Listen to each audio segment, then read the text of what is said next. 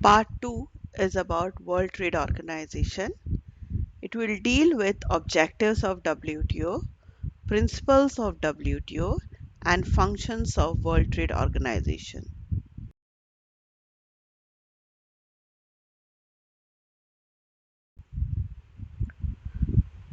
World Trade Organization came into force from 1st January 1995. During 1995, it had 77 member countries, India being one of the founder member of World Trade Organization. The structure of WTO is headed by ministerial conference composed of representative of all the member nations. The members of WTO meet at least once in 2 years. Some of the objectives of WTO are WTO being a multilateral trade organization aims at improving the standard of living, ensuring full employment, increasing real income and effective demand and expanding international trade. It also aims at free flow of goods and services in the international market so as to ensure optimal use of world resources. WTO focuses on the term optimal use so as to avoid exploitation of world resources by trading nations for the purpose of short-term gains. WTO seeks to provide sustainable development. The third objective of WTO is to make international trade advantageous to developing and especially the least developed member nations. WTO is meant to ensure balanced growth of both developed and developing countries. It also promotes the welfare of developing and least developed countries in international trade. It tries to propose and establish different multilateral agreements to reduce the use of protectionist devices in the international trade. WTO also ensures a linkage between trade and environmental policies and sustainable development. Haphazard development of world resources could severely damage the environment. The result of such development in the past is quite evident through continuously increasing global warming.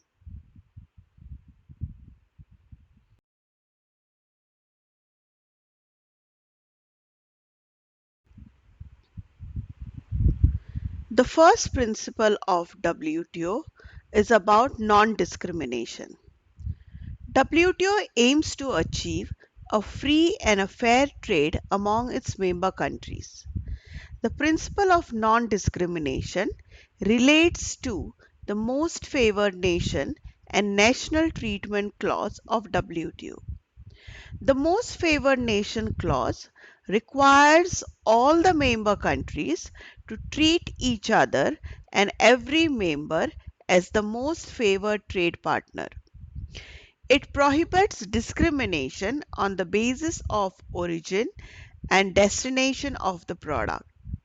Most favored nation means every time a member country lowers trade barriers or opens up its market, it needs to extend these benefits to all the trading partners. For example, if India has reduced tariffs towards Sri Lanka, then it will have to do the same reduction towards all the member countries of WTO. The second aspect of principle of non-discrimination is the national treatment clause, which implies that the imported and domestic goods should be treated equally. As per this clause, once the foreign goods have entered the domestic territory, it should be accorded same treatment as that of domestic goods. Hence, charging custom duties on an imported product is not a violation of national treatment clause. The rules pertaining to internal sale, purchase, transportation, distribution, should be same for domestic and foreign goods. This principle aims to promote trade without discrimination. The second principle is about reciprocity. It refers to trade barriers being lowered and trade concession being mutually offered by countries to each other. It tries to restrict the free riders. Reciprocal concession would ensure larger benefits compared to unilateral reduction of trade barriers. Next principle is about transparency. WTO makes it obligatory for all its members to publish their trade laws, rules and regulations, judicial decisions and administrative rulings pertaining to the classifications or valuation of products, tariff rates, etc., with an intention of familiarizing traders with them. The next principle is of free trade. WTO is committed to reduction of trade barriers among member countries as a means of encouraging trade. The different rounds of trade negotiations held by WTO have aimed at reduction of custom duty, non-tariff barriers on goods, liberalizing trade in services, protecting intellectual property rights, exchange rate policies, etc. Principle of binding and enforceable commitment means WTO is expecting all its member countries to bind their commitments when they agree upon to open up their markets for goods or services. These binding refer to ceiling on custom tariff rates. It means the maximum tariff rate that could be imposed for a particular group of products.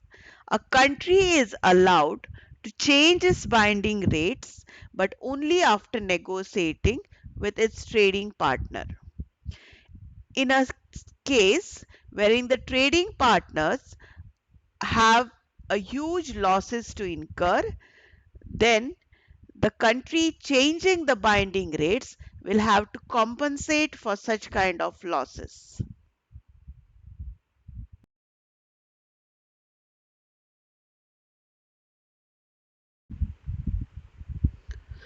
Next is principle of single undertaking. It means a member country has to abide by all the WTO agreements. It cannot be selective in implementing and abiding by the agreement of its choice. Principle of fair competition. WTO is not an institution that entirely promotes free trade as it allows for custom duty being imposed by all the trading nations. It largely aims at promoting a system of rules to encourage open, fair, and undistorted competition. The principle of non discrimination actually is designed to secure fair competition. Principle of safety valves. They are referred to as safety valves as they allow member countries to temporarily restrict the sudden surge in imports which is likely to cause serious damage to a particular domestic industry. The last one is principle for environmental protection. WTO aims to attain sustainable development and thus stresses on the need of environmental protection.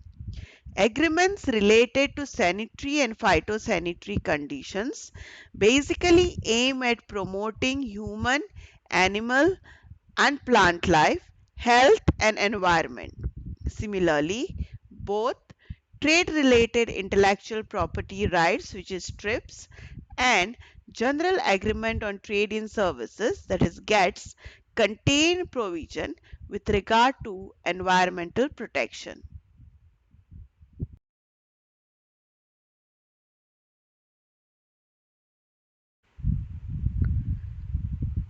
The functions of WTO are as follows. WTO facilitates and oversees the implementation, administration, and operation of all the multilateral and plurilateral trade agreements agreed and signed by member countries under its domain. It provides a forum for negotiating and settling any trade related disputes among member countries. Trade disputes among member countries are referred to dispute settlement body, which has the sole authority to establish a panel of experts to consider the case and accept or reject the findings of panel members. Dispute settlement body ensures the implementation of the rulings and recommendations.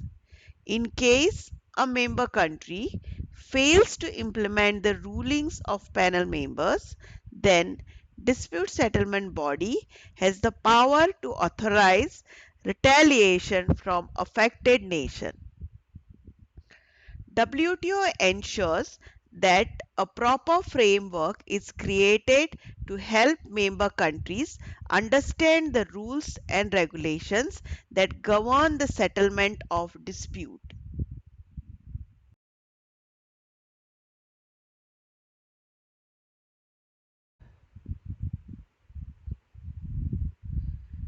WTO has to work in coordination and cooperation of other international institutions involved in global economic policy making such as International Monetary Fund, World Bank and their affiliated agencies. It has to maintain a trade related database so as to notify the members in detail about different trade related measures and statistics. It being a center of economic research and analysis, it regularly assesses the global trade. The impact study and statistics is published in its annual reports. WTO also has to regularly examine the trade regimes of member countries and thus act as a watchdog of international trade.